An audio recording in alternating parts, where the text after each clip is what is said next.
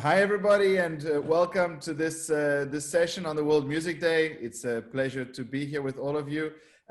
We've got a very special session lined up for you today, all the way from LA, very early in the morning. We've got Jake from Playing for Change Foundation. He's the director. You're going to hear from him a little bit later today, so I'm not going to do too many introductions. And as this is a short session of just 30 minutes, we're going to get the most out of it in terms of all of his insights in terms of fundraising and the approaches that they take at Playing for Change. But just to kick it off, Jake, maybe tell us a little bit, like how did you become a fundraiser? How did you get into all of it? Yeah, I fell into it. I think a lot of fundraisers do.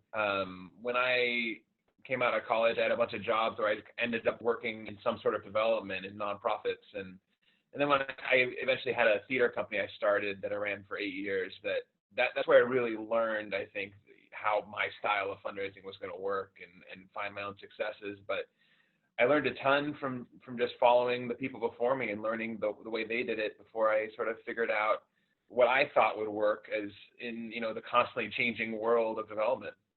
Got it. And today you're the director of the Playing for Change Foundation. Tell us a little bit about that. Like, what is a week in your life look like? Sure. Yeah. I mean, it's hard to say that I have any week that looks like any other, because my position changes dramatically depending on what's going on. I may spend an entire week where 90% of my time is devoted to a fundraiser or a gala or whatever we might be throwing.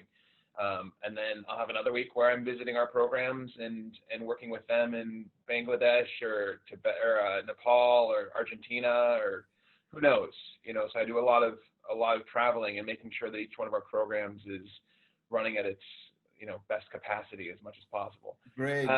In how many countries now do you have Playing for Change music schools?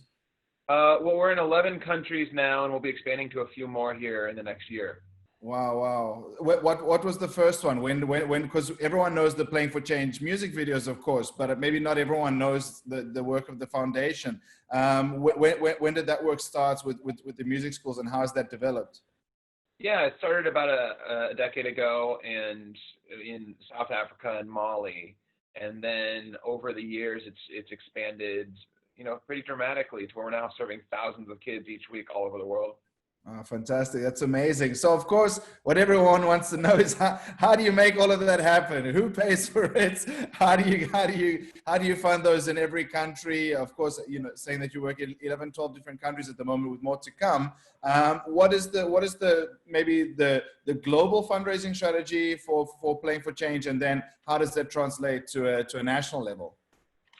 Yeah, we run each program differently. So it depends on, we support every program we have, certainly, but our commitment is different because we create programs where we have local admin teams that are running their program, right? And some have fundraisers of their own and are able to eventually find a way to sustain, maybe not entirely on their own. We certainly help, but a lot of them are finding ways to raise monies from their government or local communities, depending on where they are, even though they're often in the poorest areas of the world. But I will say that for us as the parent organization, we always want to make sure that they are sustained forever. So we do have to do a ton of fundraising, and we fundraise mainly through private channels.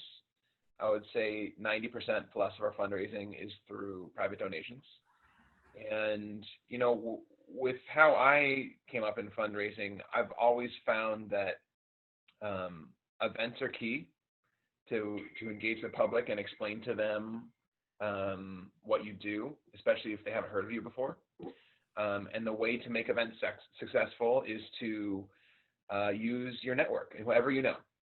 And I think the thing that a lot of organizations are missing is finding out who it is you're connected to, and really focusing on that.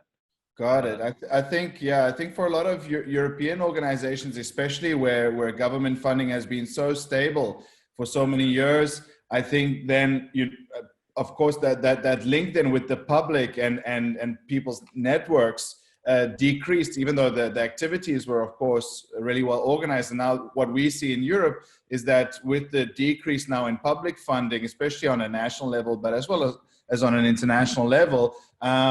Everyone's kind of scrambling and saying, okay, well, in America, they seem to do it with no government funding. So how can we do it? So it's kind of super interesting that you talk about, you know, the network and events. Maybe you could elaborate a little bit more, like say you were a European organization who just lost all of their money because the governments decided culture was no longer important. And the next day you woke up and had to sustain your organization. What would be your kind of first immediate steps? The first thing I would do is get everyone involved in the organization, whoever they may be, together. And it can be obviously through a Zoom at this point, and discuss what we used to call the Rolodex, right? It's who's in your contact list, right? Because the way I always do it is sit down with my board of directors and we'll talk about people they know who either are, you know, a person of means, wealthy, or a person who is connected to a lot of people. And we'll then develop a plan around that person, how we're going to approach them, how we're going to discuss our work, how we're then going to get them connected to the organization. And then we start enacting that plan step by step, whatever it may be. And it's very specific, and the success rate is certainly not 100%, but you will find that people appreciate that personal touch, that personal approach to them. And anything you're sending en masse, especially in this time of social media and the digital age where you're getting flooded with mass emails every day, you give them a personal approach. It's special. And the thing we all miss is people like being asked to help. No one gets offended by you asking to help people in need, right? Right. Or work that is vital. And that's what we're doing. And never discount the arts as not being vital, because they absolutely are. No, I couldn't agree with you more then. So just kind of elaborating that on a little bit more, maybe just giving maybe three or four do's and 3 or 4 don'ts when it comes to approaching then wealthy individuals, and a little bit your experience. Maybe you can tell us a time that went really wrong so that our audience can learn from that. Yeah, I think the number one mistake a lot of people make is they're following what they think they should be doing instead of thinking through how to be their own fundraisers. So if you're doing what everyone else is doing, you're not going to succeed, because there's a reason, you know, there's a reason not everyone can do it all the time. You need to be original in your approach, right? So don't just like put up a big crowdfund and assume it's gonna happen, right? Sure. You need to find your own individual successes. So that means, you know, using that network, bringing everyone together, finding who you know, and realizing that it's a lot easier to raise 10,000 euros from one person than it is to raise 10,000 euros from 10,000 people. And that's just always going to be the truth, is find wealthy individuals who will donate, because it's a lot easier for them to give you a large amount of money than it is for 10,000 people. So number one is focus on where the money is. Number 2, be original in your approach, right? And number 3, produce material that tells your story. Got it. What we don't need is a flyer. We don't need a Facebook page.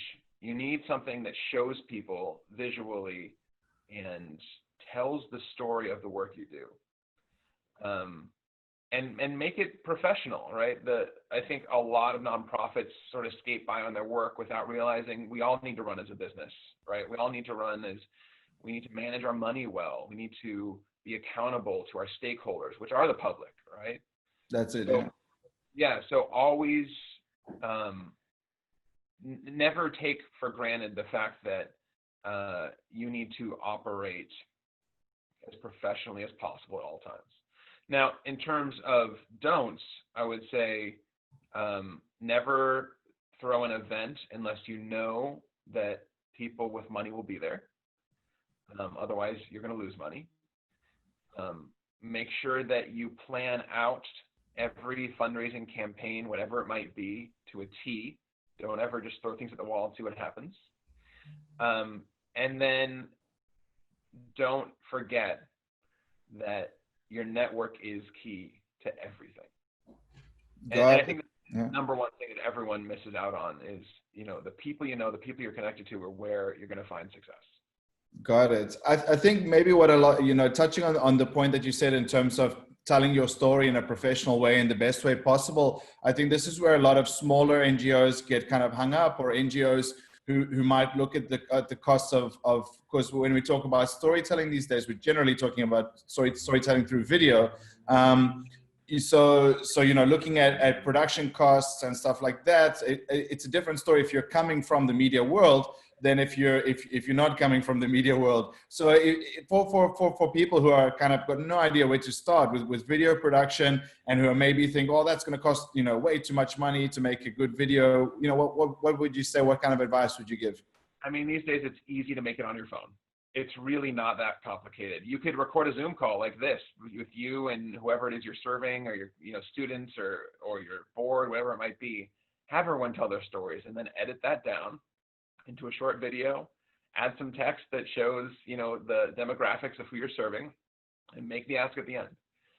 But it's not so much about high production value. It's about professionalism, which means telling your story effectively and editing it well. And the editing part's so easy these days, so don't be shy.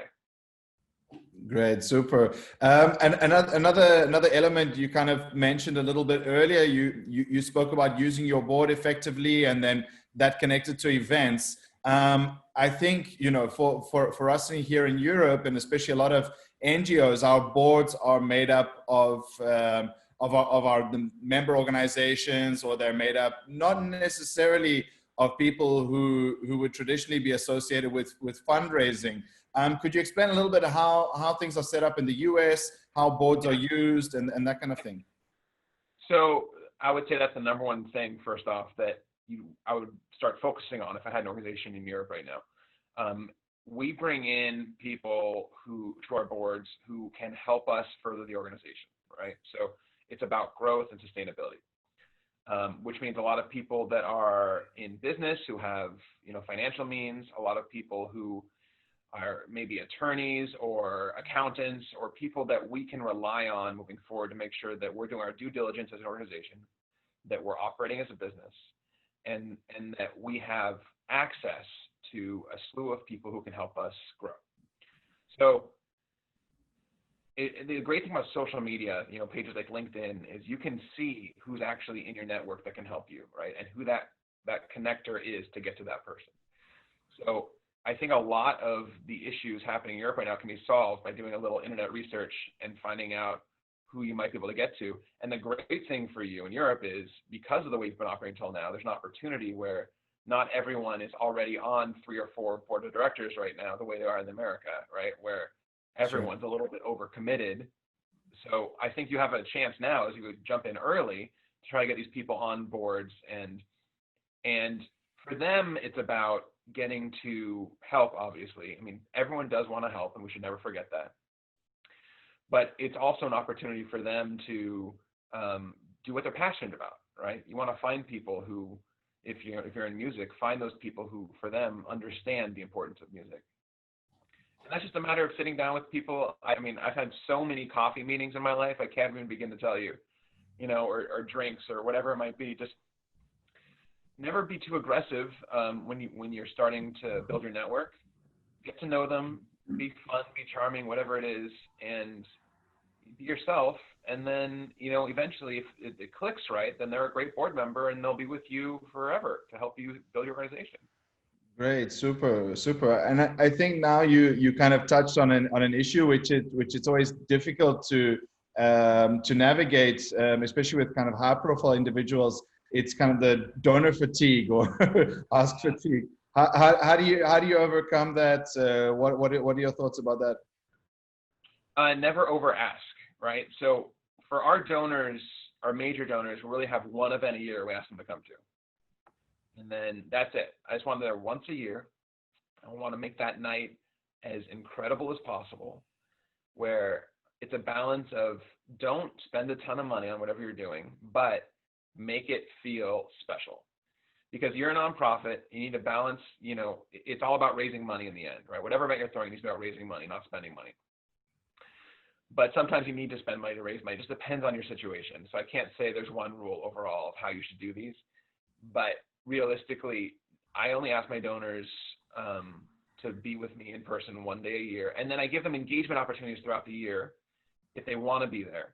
But they know that one night a year that they're coming is going to be a magical night that I have designed to a T, where they're going to have an absolutely incredible experience. And they're going to learn so much, and they're going to have an opportunity to help so much. And I could go into hours on how to throw a proper gala event, right? Yeah, we might have to have a separate session on that, I think. Because that needs to be designed just so perfectly to pull it off right and to maximize your capacity on what you can raise. But I will say the number one thing is bring everyone together, have an auction of some kind, but number one, make it fun. The key to people giving, even in a nonprofit, is to make it fun. If you have a night where you're coming in and you're showing depressing photos and videos and saying, you know, everything's terrible, then no one's going to want to give. It's not inspiring. You need to inspire people with positivity. So it's about the good you're doing, not the problem. Always focus on the good.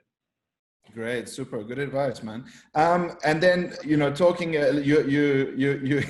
made a little jab at the crowdfunders out there who kind of throw their campaigns into the wilderness and hope for the best, and then wonder why they don't succeed. Have you had any positive experiences with crowdfunding? And again, what you know, what are the do's and don'ts?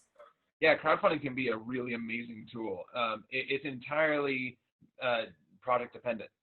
So you know, a lot of crowdfunding is based around personal need, the successful ones, where, you know, like a family member, a lot of great funding there for a sick person, because you have that family and then their friends and then their friends all coming together to support, right?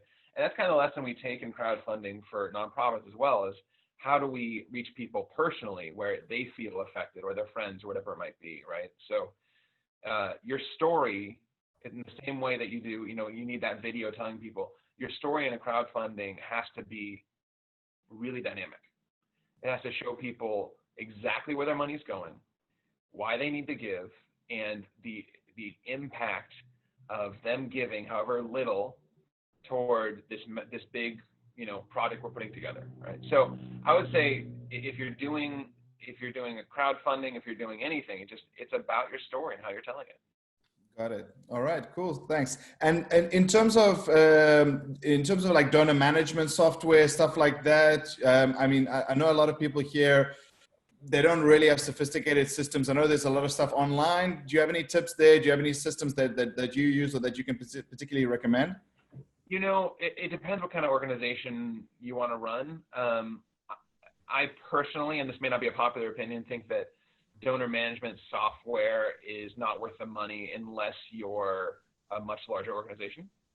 And I also think the days of, you know, sending out like mailed updates and things to your list aren't as important anymore in the digital age. I think what's way more important than donor management software is a great email platform, you know, whatever it might be, where you have your list that you can send out, your e-newsletter, and you can generally store a lot of the information you need within that. But I tend to focus less on donor management software than I do focusing on those few individuals that are going to sustain the organization. Got it. All right. And starting to wrap up soon, I'm really interested how you translate the kind of viral success of the Playing for Change videos into your fundraising campaign. You know, I'm sure there's some thought behind that, and they're very much connected, even though I guess the videos themselves just started off as just kind of some kind of positive thing. But then now, you know, you've been doing them for a few years. How do you connect that, and how do you ensure people who are inspired then, you know, go on to support? Yeah, the videos are really an introduction for us, right? I mean, it's the same. We're just so lucky to have them because it's the greatest introduction we could ever have. But it's the same as you know, when you're going out to your network and you ask a friend to introduce you to someone, right? That's what those videos are for us. Yeah. And we can engage those people on a deeper level and have discussions about the work we're doing and how we're helping, you know, kids all over the world through music. So I think it's really I'm in such a lucky position to have that, you know, and those videos are now reaching 1 billion views worldwide. Amazing. And, and they just continue to grow in their power and their impact. And we're able to translate that, where we take that story of connecting the world through music and apply that to these kids who need it more than anything, right? So Definitely. it's one bubble, and people, especially you come to an event, we sort of just tell the story of how it all connects, and I couldn't be happier about it. Fantastic. Last question. If you had to give your younger self starting off on this journey one key piece of advice, what would that one key piece of advice for your younger self be? You know, I would say be original. Don't follow what everyone, you know, when I started in development, I worked for a lot of people who had been in development for years and years and years. And they all had trouble adjusting to new landscapes as they came about, especially in the digital age. So I stopped sort of trusting my instincts and started trying to do what they were doing, which is, you know, a lot of mail campaigns, right? And a lot of phone calls and really just spending so much time on the masses.